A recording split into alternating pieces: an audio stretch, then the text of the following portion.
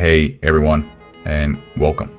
Today we're taking a look at the GEODNET Pulse, a cool device in the DePIN space. Let's dive right in.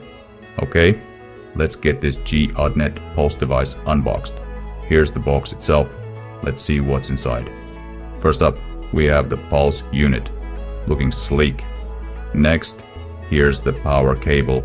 And finally, we also get a silicone mat, which could be useful for some setups. Now, let's take a closer look at the Pulse's connections. This port here is for the power cable, and you'll want to make sure you plug it in the correct way. You'll also notice an antenna connector here, but for this particular setup, we won't be using that. I'll just connect the USB adapter to the power cable now. Alright, I've connected the power cable to a USB adapter here in my car, and now I'm placing the GEODNET Pulse on my dashboard. For mounting, I'm actually using these 3M Velcro strips you see here.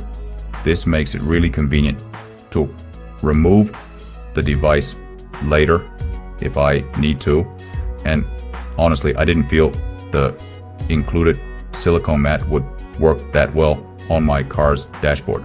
Plus, a great thing about these Velcro strips is that I can easily adjust the device's angle for optimal positioning. It's also worth mentioning that if you need to, you can mount the Pulse on your car's roof.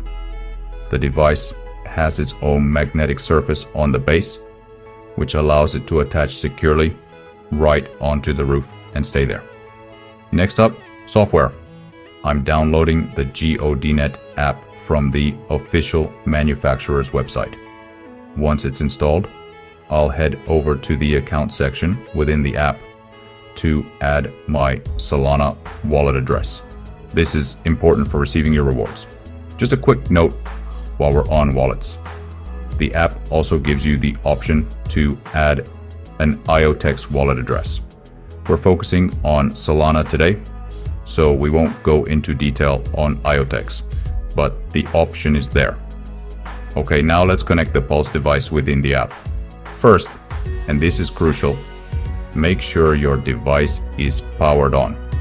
Now, I'll open the app and it should find and connect to the Pulse. Watch this closely. It's really important that the device's signal indicator in the app turns green.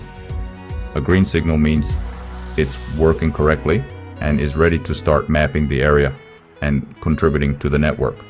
Remember, only when the signal is green will you be eligible to earn rewards from the available tasks. Once your device is up and running and completing tasks, you can claim your earnings directly to your connected Solana wallet. This is usually done through the account or rewards tab in the app. For example, after completing all the initial tasks, you might have earned something like 200 GEODNET tokens. At the current market rate, that could be around $37. Pretty neat. And that's a quick overview and setup of the GEODNET Pulse. If you found this video helpful and you're interested in getting a Pulse device for yourself, you can click the link I've put in the description below.